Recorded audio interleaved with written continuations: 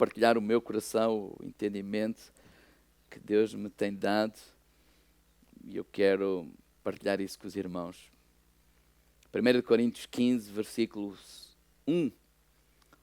O apóstolo Paulo, à igreja dos Coríntios, diz assim: também vos notifico, irmãos, o evangelho já vos tenho anunciado, o qual também recebeste, no qual também permaneceis, pelo qual também sois salvos, se retiverdes tal como vos tenho anunciado, senão é que creste em vão.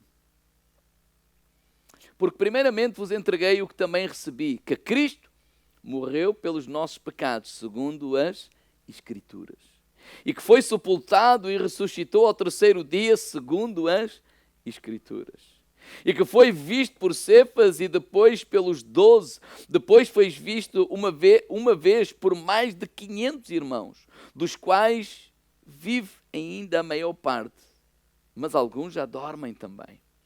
Depois foi visto por Tiago, depois por todos os apóstolos. E o derradeiro de todos me apareceu também a mim, como um abortivo. Ou seja, como um filho depois do tempo. O dia de hoje, domingo de Páscoa, é para nós, Igreja de Jesus, o dia mais importante do ano. Eu sei que nós falamos e damos importância, e é importante também o Natal. E na verdade tornou-se provavelmente, no mundo económico, provavelmente a época mais importante. Tem a ver com os presentes, com o negócio, com a troca de prendas, uma série de coisas. Mas de facto, o dia mais importante para um discípulo de Jesus, o dia mais importante é a Páscoa. É o dia da ressurreição do nosso Senhor Jesus. Porque o Natal, Jesus entrou na criação, né? Entrou na humanidade, se fez homem, nasceu, habitou entre nós. Mas na Páscoa, Jesus inaugurou uma nova criação. A Páscoa fala da ressurreição de Cristo, a inauguração de uma nova criação. Por isso é que ele diz: aqueles que estão em Cristo, novas criaturas são. Agora, a festa da Páscoa, ela foi estabelecida por Deus para relembrar o seu povo que foi liberto do Egito, não é? Quando eles estavam lá escravizados de Faraó, foram libertos dessa escravidão de 400 anos. A Páscoa foi instituída para lembrar, para ser um memorial de lembrar, de agradecer a Deus que a mão poderosa de Deus nos libertou desta escravidão que nós e os nossos pais vivemos durante 400 anos. A Páscoa judaica, ela dura 7 dias. No dia 15 ao dia 22 do mês, Nisan, e agora quando estudamos Neemias, falamos, ou está lá escrito esse mês, que é no nosso calendário entre março e abril. E a primeira Páscoa, ela aconteceu ainda no Egito. Ela aconteceu naquela noite em que a última praga se abateu ou veio sobre o Egito. E qual foi essa última praga? Foi o anjo da morte iria visitar todo o Egito e entrar em todas as casas, e nas casas que o anjo da morte entrasse, que eram todas, o primogênito, ele era morto. Por isso é que é o anjo da morte, não é? Havia morte por todo o Egito. Isso tem a ver com Faraó, que endureceu o seu coração, que não libertava, teimava em não libertar o povo de Deus, teimava em oprimir o povo de Deus. E então essa praga aconteceu. Agora Deus deu instruções bem específicas ao seu povo e disse: olha, nessa noite ele ordenou a matarem um cordeiro. E um cordeiro para quê? Para que o sangue do cordeiro fosse barrado nas ombreiras das portas de todos os israelitas, de todos os filhos de Deus. Esse cordeiro seria morto para perdão dos pecados de toda aquela família. Então, onde aquele sangue era encontrado, o anjo da morte, ele passava ao entrar por todo o Egito, e ao ver esse sangue nas ombreiras dessas casas, nessas casas ele não entrava. Ou seja, morte não entrava naquele lar, morte não entrava naquelas casas, mas nas casas em que não havia esse sacrifício do cordeiro, o anjo da morte entrou. E então foi por causa desse acontecimento que Faraó libertou o povo de Deus. Então eles saem do Egito, não é, livres para uma nova vida. Eles saem do Egito com um propósito, irem para um lugar. Não era uma terra boa que emana leite e mel. O propósito não é ir para uma terra que temos tudo, não. O propósito é ir para um lugar onde nós podemos servir a Deus livremente, amar a Deus. Ele será o nosso Deus, nós seremos o seu povo. E Deus, olha, e por causa dessa atitude, será uma terra que emana leite e mel, nada vos faltará. E eles saíram do Egito com essa atitude. Agora, esse acontecimento apontava para aquilo que nós estamos a celebrar hoje. É um apontar lá para a frente, aquilo que iria acontecer no futuro. Porque hoje estamos a celebrar a ressurreição de Jesus. Hoje estamos a celebrar que Jesus venceu o anjo da morte. Jesus venceu a morte. Jesus ressuscitou. Hoje é o dia que nós estamos a celebrar a ressurreição de Jesus. Nós cantamos toda a nossa manhã. Foi a cantar esta mensagem. Foi a celebrar esta mensagem. Que o Rei Jesus, Ele ressuscitou. E na mensagem que cantamos nesta manhã, nós cantamos também que Ele voltará. O Rei Jesus ressuscitou, nos libertou do pecado, nos libertou da morte, e Ele virá para reinar para todo o sempre. Então, é muito importante nós compreendermos que Deus ama-nos. Diga, irmão lá, Deus ama-nos. O amor de Deus é um amor extravagante, porque nós somos a criação de Deus. Nós fomos criados à imagem e semelhança de Deus, mas infelizmente nós fomos separados de Deus por aquilo que a palavra de Deus chama pecado. O pecado é nós escolhermos viver para nós próprios, em vez de vivermos para Deus. Pecado é quando nós ignoramos Deus, é quando nós quebramos as suas leis, decidimos viver à nossa maneira. Olha, nós não precisamos de Deus, nós não necessitamos dele, nós sabemos como fazer e pecamos. E a Bíblia diz que o salário do pecado é a morte, a paga pelo pecado, a consequência do pecado é a morte, mas o dom gratuito de Deus é a vida eterna. Ou seja, nós compreendermos que e entendermos que esse castigo da morte, que é a paga ou consequência do pecado, ele foi pago por Jesus. Essa conta, não é, que nós tínhamos por causa do nosso pecado, Jesus, que é Deus, desceu lá na sua glória, como cantamos nesta manhã, se fez homem e Ele veio à cruz do Calvário para pagar essa nossa dívida. É como que alguém, tens aí a casa a pagar ao banco, e alguém chega lá ao banco e diz: olha, o António tem uma dívida da casa. Sim, então olha, eu pago essa dívida. E a partir desse dia, o banco não tem mais direito legal de exigir nenhuma mensalidade. Porquê? Porque ela foi paga. Jesus pagou essa dívida para conosco na cruz do Calvário.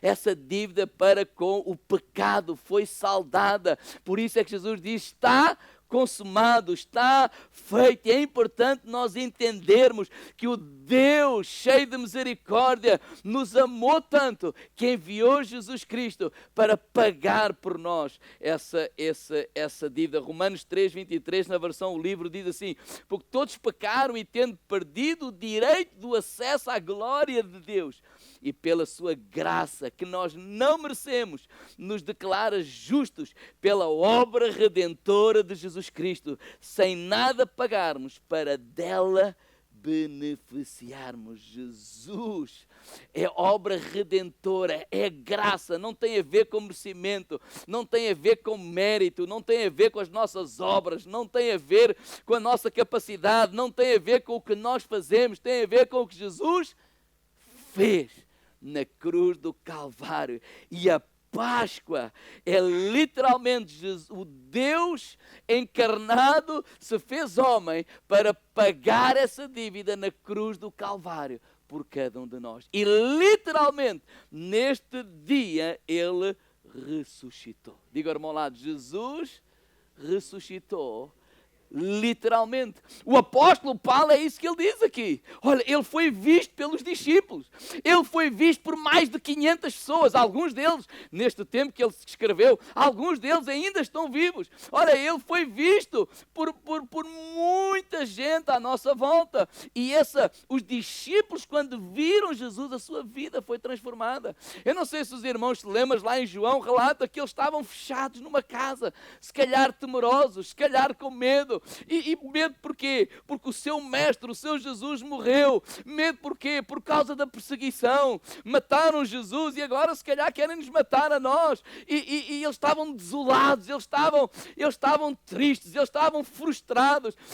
Eles que acreditavam em Jesus e acreditam, mas que ele vinha restaurar o reino, que ele vinha fazer isto, que ele vinha fazer aquilo, e agora parece que está tudo perdido. E eles estão portas trancadas, janelas fechadas, estão em casa e de repente o seu mestre, o seu Jesus, que eles viram na cruz do Calvário pregado, ele entra naquele lugar.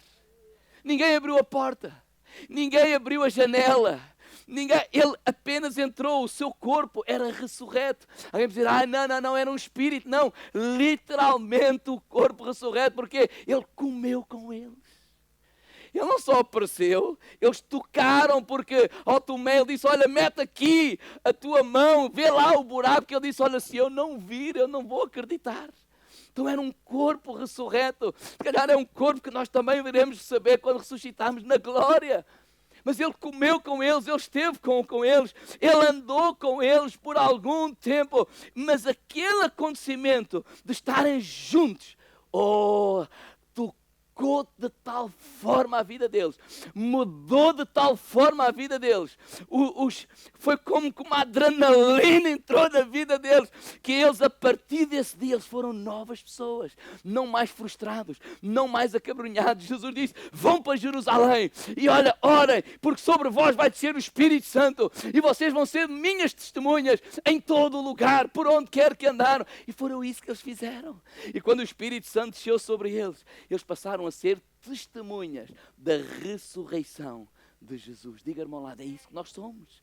Testemunhas da ressurreição do nosso Senhor Jesus Cristo. Então, o que é o Evangelho? O Evangelho é esta boa notícia. E o que é uma notícia? É alguém relatar alguma coisa que aconteceu. No livro de N.T. Wright, Simplesmente Boas Novas, ele relata e ele explica de onde vem este termo Evangelho. E eu vou tentar relatar o que está lá escrito. Diz que é um termo que os romanos usavam no Império, no tempo era o Império Romano, no tempo de Jesus, desculpa, era o Império Romano que dominava, era um maior, é um super império, superpotência que reinava naqueles tempos.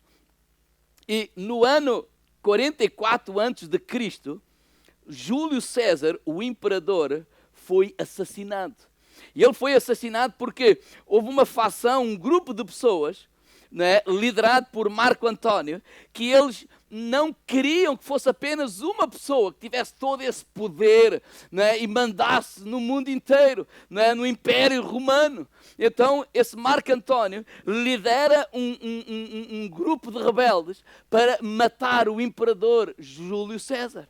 Mas há um outro grupo que ele era contra o assassinato. E esse grupo, ele relata lá no livro, que era liderado por um filho adotivo do imperador Otávio. Então esses grupos foram crescendo e se armando, no sentido de se edificando, e diz que começaram a batalhar entre si durante mais de 10 anos, a ver quem é que tomava o poder. E ele relata que no dia 30, no ano 31 a.C., 2 de setembro, foi como que a batalha final, não é? Onde Otávio e o seu grupo, exército, ele ganha a batalha contra Marco António. Marco António foge, acaba por suicidar. Então o Otávio e todo aquele grupo acaba por vencer. E então diz que sai um homem daquele lugar e entra em Roma e começa a dizer boa notícia, e começa a anunciar aquilo que tinha acontecido. O que é que tinha acontecido? Toda aquela guerra que durava há mais de 10 anos, o Marco António, todos aqueles rebeldes tinham sido mortos e agora Otávio seria o novo imperador. Então, essa boa notícia é contar alguma coisa que aconteceu, mas mais apontava para algo que iria acontecer. Não é só relatar o que aconteceu, é apontar para algo que vai acontecer. O que é que vai acontecer? Este Otávio, ele virá para Goma e ele vai sentar no trono e é ele que vai governar o Império Romano. Então, não só é contar algo que aconteceu, não só é contar alguma coisa que vai acontecer, mas aponta também para uma decisão. Qual? Olha, aqueles que estavam do lado do Marco António, olha, qual é a vossa decisão? Será que vocês vão se passar para o lado de Otávio e vão reinar com ele? O que é que ele quer nos ensinar com isso? Que o Evangelho de Jesus é uma boa notícia. E muitos de nós temos tratado o Evangelho como uma religião. Temos tratado o Evangelho como uma fórmula.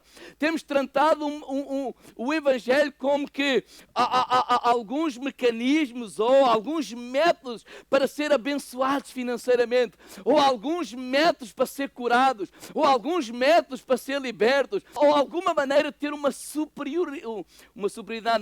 espiritualidade melhor. Ou tratamos o Evangelho como princípios de integridade, como princípios de moralidade. Irmãos, o Evangelho fala tudo isso. O Evangelho fala de santidade, fala. O Evangelho fala de moralidade, fala. O Evangelho fala de ética, fala. Mas o Evangelho não é isso. O Evangelho é uma boa notícia que Jesus Cristo morreu na cruz do Calvário, pagou pelos nossos pecados. Ele venceu a morte, ele venceu o mal e ele ressuscitou. E ele está vivo. E ele está vivo. E ele está vivo. E hoje esse Evangelho é incompleto. Se nós pararmos aqui, esse Evangelho está incompleto. Sim, ele morreu, ele ressuscitou, ele venceu a morte, ele venceu a angústia, ele venceu o medo, ele venceu o mal, ele venceu tudo isso. Morreu e ressuscitou. Isso é o que aconteceu. Mas agora, neste entretanto, nós somos chamados a falar, a apontar o que é que vai acontecer. Porque no dia que ele subiu, ele disse, olha, vão, contem esta notícia, a ressurreição de Jesus, e eu voltarei para reinar, julgar esta terra e reinar com os meus filhos, e os meus filhos reinarão comigo para todo sempre, novos céus e nova terra. Ou seja, o nosso Evangelho não é só que Jesus ressuscitou. Há que apontar para aquilo que irá acontecer. E isso aponta também para uma decisão. Qual é a nossa decisão? Porque aqui a questão é só esta. Crês no Evangelho? crês no Evangelho? Pergunta lá, irmão lá, tu crês no Evangelho? Porque o Evangelho é uma boa notícia. O Evangelho não é apenas para vivermos melhor. O Evangelho é esta notícia. O Evangelho é esta notícia que aponta para outra. Jesus vai voltar. Por isso é que o apóstolo Paulo, 1 Coríntios 1,18 diz: eu bem sei como parece loucura para os que estão perdidos dizer que Jesus morreu na cruz para os salvar. Contudo, para nós estamos salvos. Isto é a expressão do poder de Deus. Claro que é loucura, porque aqui a questão não é, isto se aconteceu, não, aqui a questão é, esta é a notícia, crês nela? O apóstolo Paulo foi julgado, estava a ler os últimos capítulos de Atos dos Apóstolos, e ele foi julgado só porque ele pregava a ressurreição. Julgaram-no por isso. Mas não, ele disse, não, o Jesus que morreu me apareceu a mim.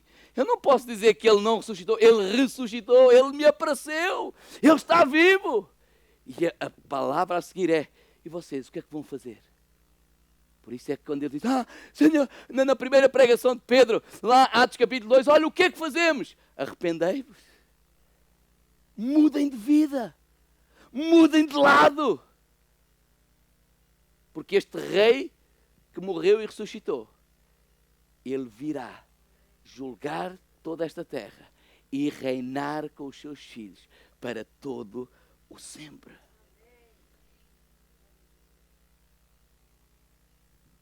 Por isso é que isto não faz sentido.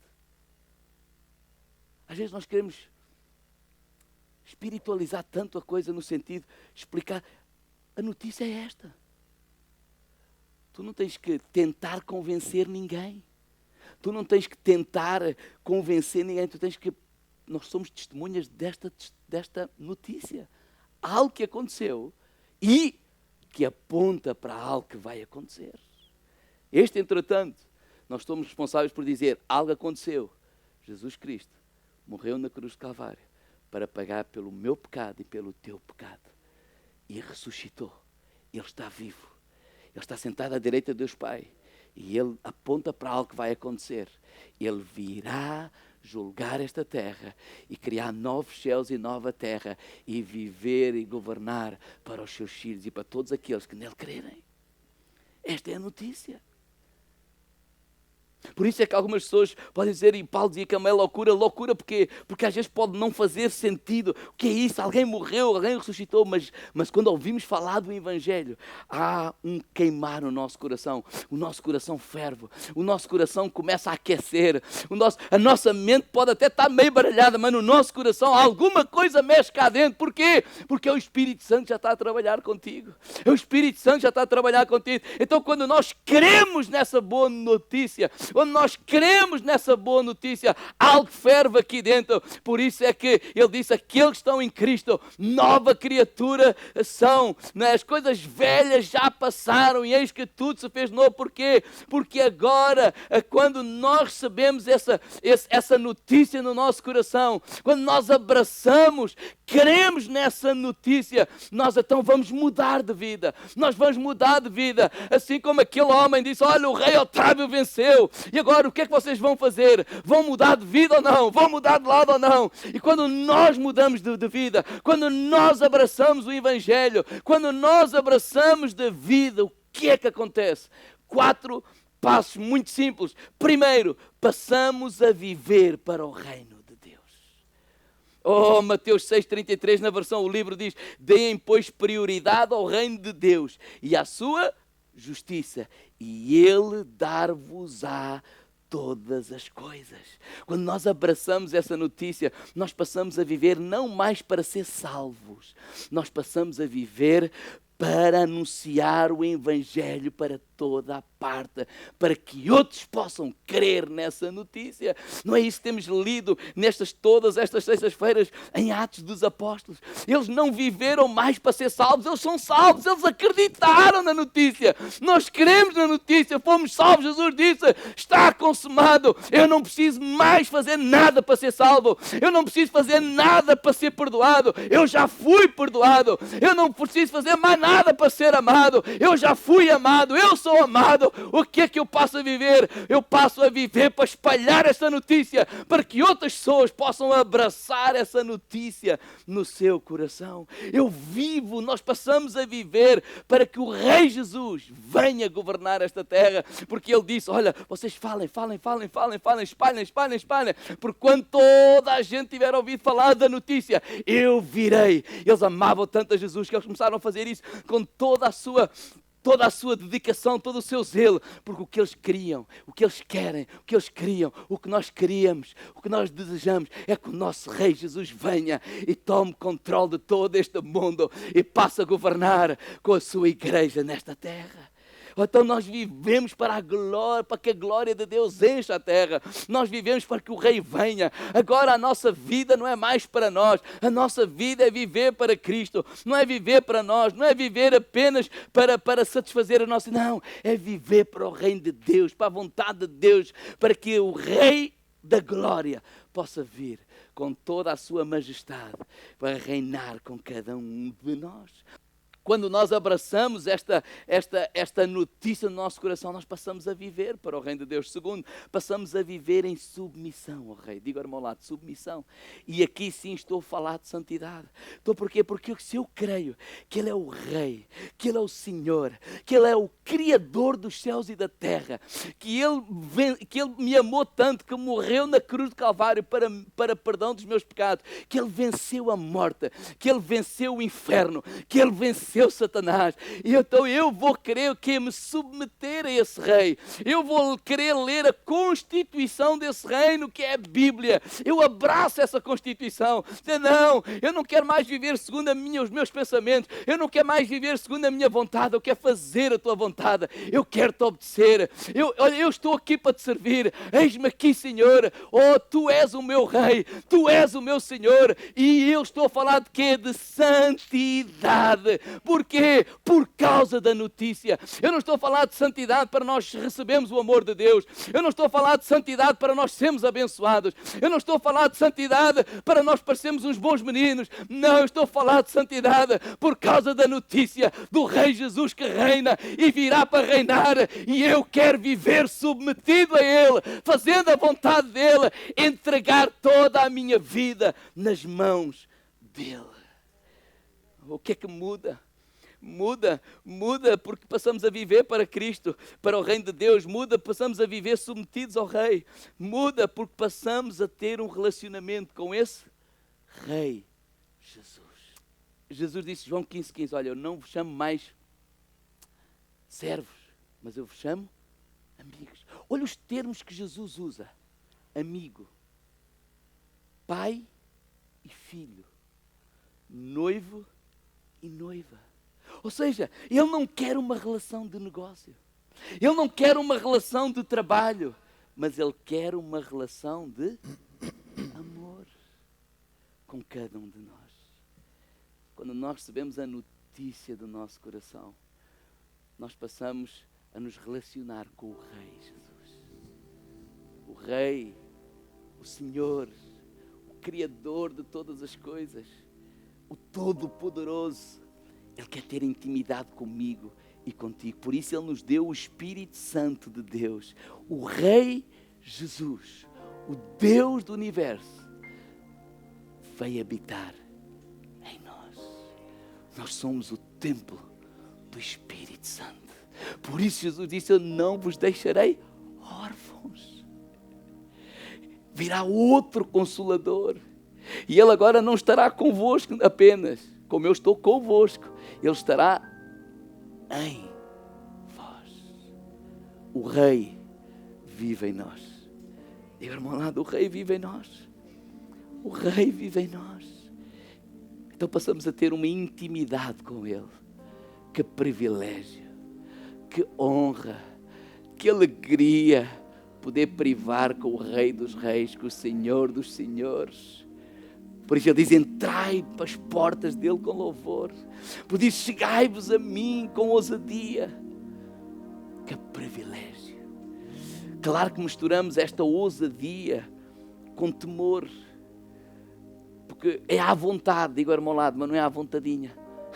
No sentido, eu aproximo com toda a confiança, mas com temor, porque Ele é o meu Rei, o meu Senhor, o que triunfou sobre a morte e sobre o inferno. E porque temos intimidade com Ele, Jesus disse: nos últimos dias surgiriam falsos cristos, falsos profetas. Como vamos distinguir o falso do verdadeiro? Quando nós vivemos para o reino de Deus, quando nós vivemos submetidos ao Rei de Deus, ao Rei Jesus, quando nós temos intimidade com o Rei Jesus, nós vamos passar a saber reconhecer entre o falso e o verdadeiro. Irmãos, quando nós temos intimidade com o verdadeiro, mais facilmente vamos reconhecer o que é falso. Se eu ouço a voz da minha esposa todos os dias, se eu falo com ela, se eu durmo com ela, se eu ando com ela, mesmo que eu feche os olhos, eu vou reconhecer a voz dela, por causa da intimidade. Tanta gente anda aí preocupados com o anticristo. Tanta gente anda aí preocupada em estudar a besta, em estudar o anticristo, em estudar os falsos daqui. E eu não estou a dizer nada contra. Mas Jesus disse: as minhas ovelhas, João 10, 27, ouvem a minha voz. E eu as conheço e elas me seguem. Quando eu tenho intimidade com Ele, quando eu tenho relação com Ele, quando eu tenho uma entrega total a Ele, e isso eu não estou a falar apenas no domingo, diária, porque a intimidade é diária, o relacionamento é diário. Quando eu ouvir alguém a sussurrar alguma coisa, a dizer: eu sou o Cristo, eu sou aquilo, aqui no meu ouvido não me soa. Eu não vou criticar, eu não vou expor: seu Satanás. Não, eu vou dizer: obrigado, Senhor, porque eu ouço a tua voz. Eu não tenho que andar atrás dos ventos de doutrina, eu não tenho que andar atrás da última moda. Obrigado, Senhor, porque és tu que me conduz em todo o tempo. Mesmo quando nós temos adversidades, passamos por problemas, tempestades vêm à nossa vida, isso é porque tu desobedeceste, isso é porque tu, estás no caminho errado, tu tens que fazer a corrente não sei do quanto. E tudo isso pode parecer muito lógico, mas quando nós temos intimidade com Deus, nós sabemos que apesar de toda essa confusão que está a haver à nossa volta, há uma paz de Deus dentro de nós, que nos diz: mantém-te fiel, mantém-te íntegro, mantém-te a louvar e a adorar, continua a fazer, não nos cansemos de fazer o bem, porque a seu tempo ceifaremos se não houvermos desfalecido. Ou seja, não somos facilmente enganados, não vamos atrás de uma moda. Pronto, se isto não funciona, porque era assim que o povo de Israel viveu. Não há água, temos que levantar outro Deus, e andavam atrás da última moda que lhe prometesse ter aquilo que eles desejavam. Moisés não viveu dessa forma. Moisés disse: não, eu não vim atrás de ti, ou não embarquei nesta aventura para vir atrás das coisas, mas para vir contigo. Então não são as coisas, és tu. Por isso é que ele disse: eu prefiro o deserto, se a tua presença não for connosco, não nos faz subir daqui. Eu prefiro o deserto com a tua presença do que ir lá para essa terra prometida sem a tua presença. Ele sabia qual era o foco. Nosso foco é Jesus, nossa intimidade é com Ele, e dificilmente seremos enganados pelos falsos profetas. Vamos ficar de pé agora.